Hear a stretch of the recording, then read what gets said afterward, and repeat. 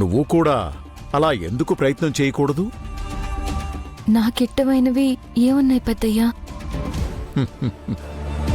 చదువు.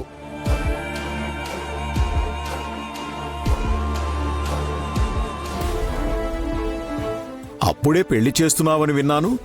పెళ్ళయ్యాక చదివిస్తానన్న అబ్బాయికి ఇత్తున్నానయ్యగారు. అవునమ్మా, పెళ్ళయ్యాక కూడా చదువుకోవాలని కలలు కన్నావు కదా, ఆ కలని ఇక్కడే నెరవేర్చుకో. ఏమంటున్నారు పెద్దయ్యా? సిటీ కాలేజీలో చదవాలనుకున్న నీ కలని నెరవేర్చుకోవడానికి ఇదే సరైన సమయం అనుకో. చదువుకుంటూ నీ కల నెరవేర్చుకో.